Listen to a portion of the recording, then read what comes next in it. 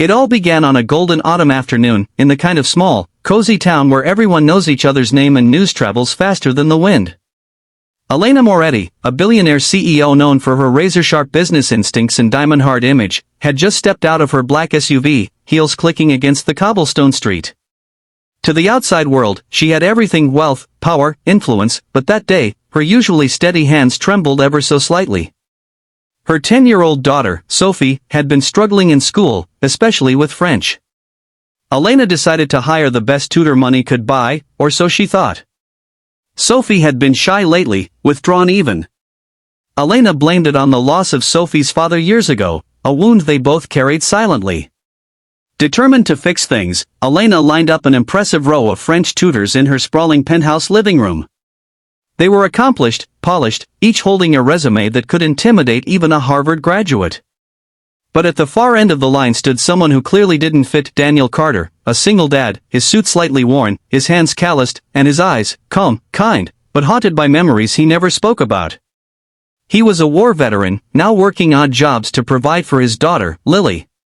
When it was Sophie's turn to choose, Elena expected her to pick the young, glamorous Paris-born tutor who spoke French like poetry. Instead, Sophie pointed straight at Daniel. "I want him," she said softly but with certainty. The room went silent. Elena blinked, utterly baffled. "Sweetheart, are you sure?" Sophie nodded. "He understands." Those two words cut through Elena's disbelief, though she didn't understand them, yet. Daniel's teaching style was nothing like the elite instructors Elena had envisioned. He brought stories, laughter, and little games that made Sophie light up in ways Elena hadn't seen in years. He wasn't just teaching her French, he was helping her find her voice. Still, Elena resisted warming up to him. A man like him, with no degree from a top university, no connections, no impressive suit, how could he possibly be the right choice for her daughter? But every time she saw Sophie and Daniel together, she saw something rare: trust. One rainy afternoon, Elena came home early and overheard Sophie telling Daniel in perfect French, "I miss my dad." Daniel didn't rush to translate or correct her grammar. Instead, he gently shared a story about losing friends in the military, about how missing someone you love never really stops, but it changes, and somehow, you find strength in their memory. Elena froze in the hallway, tears she hadn't allowed herself in years slipping silently down her cheeks. For the first time, she realized Sophie didn't need the best teacher money could buy, she needed someone who saw her heart before her mistakes. As weeks passed, Daniel's own daughter, Lily, became close friends with Sophie. The two girls were inseparable, their laughter filling the penthouse like sunlight. Daniel's warmth began to chip away at Elena's icy exterior. She found herself waiting for the days he came over, her heart unexpectedly quickening at his smile. And slowly, she learned about his life, how he had fought not just in war but in life itself, how every battle he faced was for his daughter's future. Then came the crisis.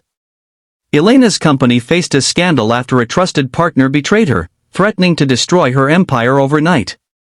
The board pressured her to resign. The media swarmed. For the first time, the woman who had always stood alone didn't know where to turn. That night, Daniel found her sitting in the dark, staring out at the rain. He didn't offer empty business advice. Instead, he said, "You've fought your whole life for what matters. Don't let them make you forget who you are." His words were steady, almost like a soldier's promise. She didn't realize until that moment that she'd been holding her breath for years, and now, she could breathe again. With renewed determination, Elena fought back, exposing the corruption in her company and clearing her name. Through it all, Daniel stood beside her, not because he wanted her money, not because he feared her power, but because he cared. When the storm finally passed, Sophie ran to Daniel, hugging him tightly, whispering merci. Elena knew then that Sophie had been right all along. One evening, as the sun dipped below the skyline, painting the city in gold, Elena found herself standing with Daniel on the balcony. "You know," she said softly, "when Sophie picked you, I thought it was the biggest mistake she could make." Daniel smiled faintly. "And now?" Elena looked at him, her heart full. "Now, I think it's the best decision anyone's ever made for me. So, if you're watching this right now, remember, sometimes the people who change your life aren't the ones you expect. They're the ones who see the real you when no one else does. If this story touched your heart, tap that like button, share it with someone who needs hope today, and subscribe for more stories that remind us love and kindness are worth more than anything money can buy. Because just like Sophie, maybe one day, you'll choose the person who truly understands.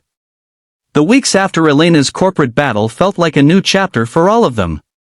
The city still buzzed with whispers about the comeback CEO, but for Sophie, life was now measured in little things: Sunday morning crepes Daniel taught her to make, French songs playing softly in the background, Lily teaching her new words while they colored at the kitchen island.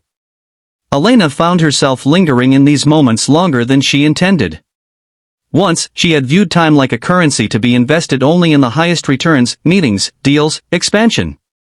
Now, she watched her daughter giggle over a spilled bowl of batter and thought, this is the real profit I've been missing. One chilly Saturday, they all took a trip to the park. The autumn leaves had begun to fall, blanketing the paths in gold and red.